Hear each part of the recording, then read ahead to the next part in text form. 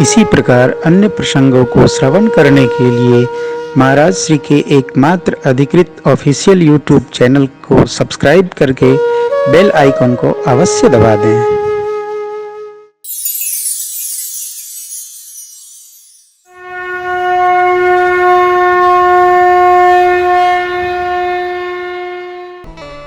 श्री अयोध्या कांड की कथा युवावस्था की कथा है। युवानी को सावधान रहना पड़ता है। बचपन असावधान हो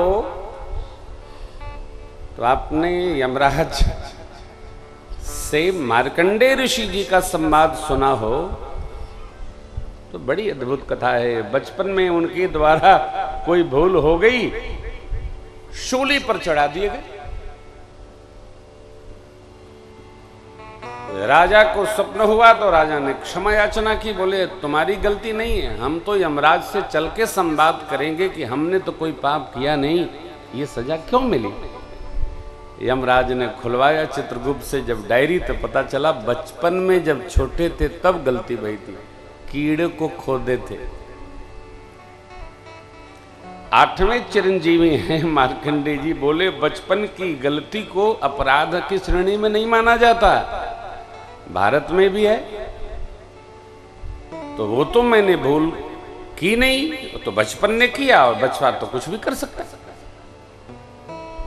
खैर बड़ा संवाद हुआ, निर्णय ये हुआ कि अब इसकी सजा यमराज भोगेंगे।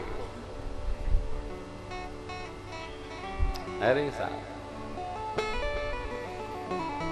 भगवान जब से विवाह करके आए चारों भैया, क्या अयोध्या में जब तेरा व्याही गए,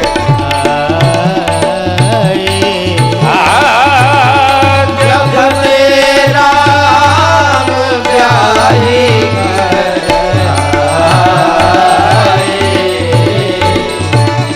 नित नव मंगल मोद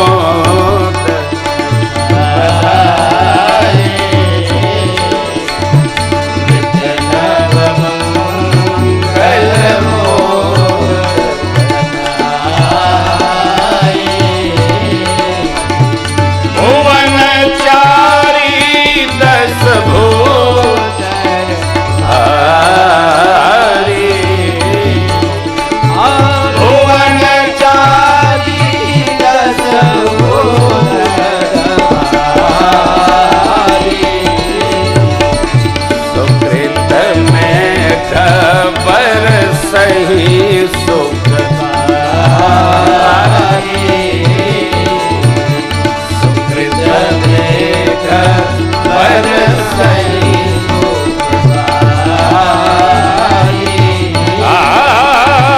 रिद्धि सिद्धि संपत्ति नदी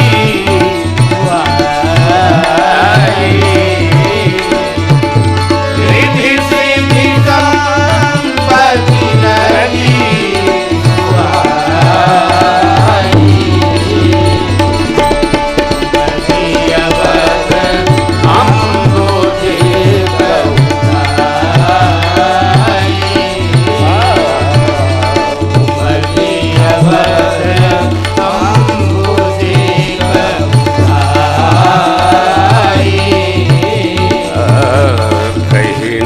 जाई कछु नगर विभूति, जनुए खलिय बिरंची कर दूती। कहीं न जाई कछु नगर विभूति, जनुए खलिय बिरंची कर दूती।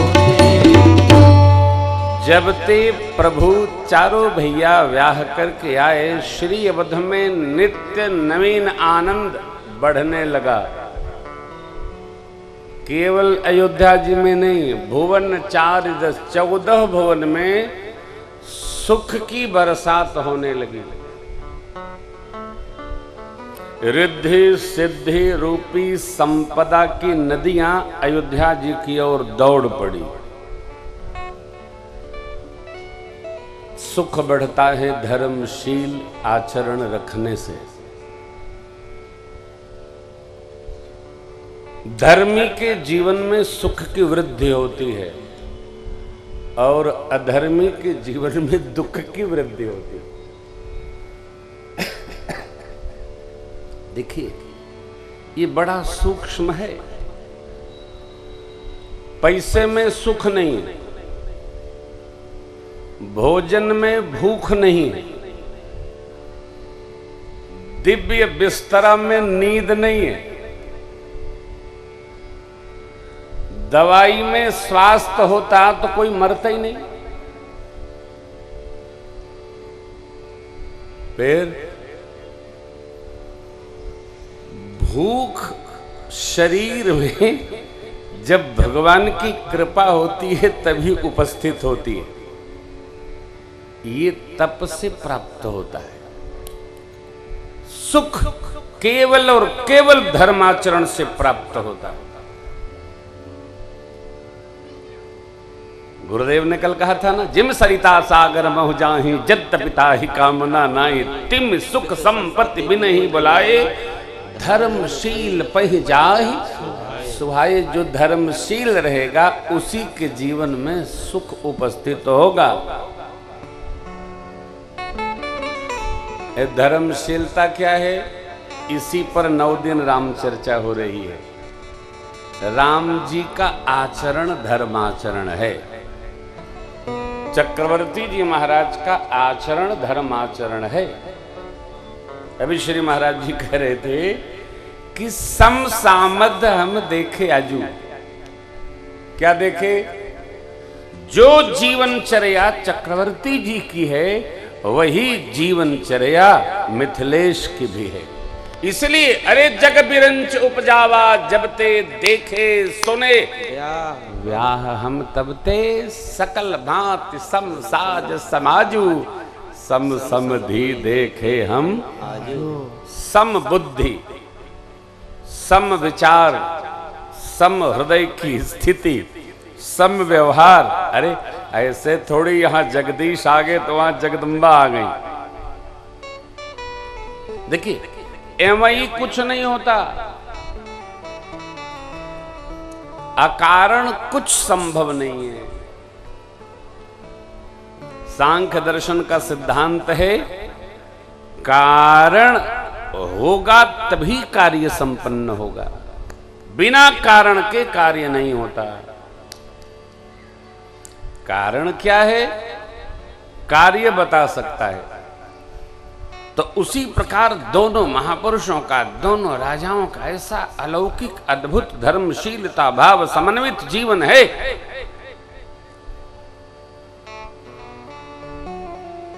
जो हमारा नहीं है उसको हमारा मानकर अपहरण वृत्ति से यदि हमने हमारा कहा तो परिणाम तो प्रकृति प्रदान करती है। हम माने रहे हमारा है, हमारा कुछ नहीं, हमारा केवल धर्म है। 3 बातों का जीवन में सर्वकाल स्मरण रखना है, हमको भी, आपको भी, सबको भी, महाराज को भी। कैसी? आत्म धर्मशीलता जैसी। कर्म कैसा? जैसा धर्म निर्देश करता है वैसा। विचार कैसा? जब धर्म आचरण होगा तो विचार स्वतः शुद्ध होगा। विचार में अपवित्रता आवेगी ही नहीं। जितना हो सके हम जगत का ग्रहण न करें, संग्रहण न करें, इकट्ठा न करें। जितना हो सके उतना धर्म आचरण को एकत्र करें। क्यों? यही साथी है। जो यहां रहने वाला है वो अपने अकाउंट का नहीं है, वो तो यहां वालों का है। ये बोध जग जाना चाहिए, बचपन नहीं तो युवानी से ही। यहीं से श्री अयोध्या कांड का प्रारंभ है। महाराज ने एक दिन दर्पण देखा। बड़े लोग जब घर से चलते हैं वस्त्र धारण करके तो सामने उनके दर्पण लगा होता है। ड्राइंग में लगा होता है तो वह सेवक लेके आता है, साहब वो अपनी अर्दी वर्दी सर्दी कुर्ता बटन सब ठीक करते। सरकार भी राजसभा में जाने को तैयार हुई। चक्रवर्ती महाराज सेवक लाया, देखे दर्पण तो कान के पास के बाल श्वेत नजर आए। महाराज के हृदय में विचार आया, नृप जुवराज राम कहूं जीवन जन्म लाभ, अधिकार का त्याग जितना शीघ्र हो उतना करना चाहिए। कर्तव्य का संहार करना चाहिए और अधिकार का त्याग करना चाहिए। गीता जी का न्याय है कि त्याग से ही निरंतर का सुख प्राप्त हो जाता है सब जगह। हमारी संस्कृति भोगवादी संस्कृति नहीं है, त्यागवादी संस्कृति है।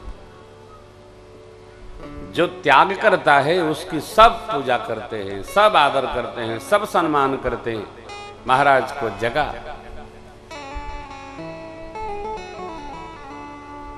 जगता तो बहुतों को है, लेकिन कब बोध तो समय रहते हो जाए। लेकिन जीने के लिए तो युवावस्था के पास समय होता है, वृद्धावस्था अगले बचपन की तैयारी है। जो एक्सपेरिमेंटल टाइम है, जो प्रायोगिक समय है, वो युवानी के पास है। वृद्धावस्था अपनी अगले बचपन की रचना को अलंकृत कर रही है। इसलिए मैं बार बार आग्रह करता हूं, कथा में बच्चे रहें, युवान भाई बहन रहें, जो सुने समझे तो करें। कथा राम जी की सुनने की नहीं है। सुनना है कथा को तो भागवत सुनिए, शिव पुराण सुनिए, विष्णु पुराण सुनिए, श्रीमद्देवी भागवत सुनिए। रहना है तो रामचरित्र। रामचरित्र रहने की कथा है, कथने की नहीं है।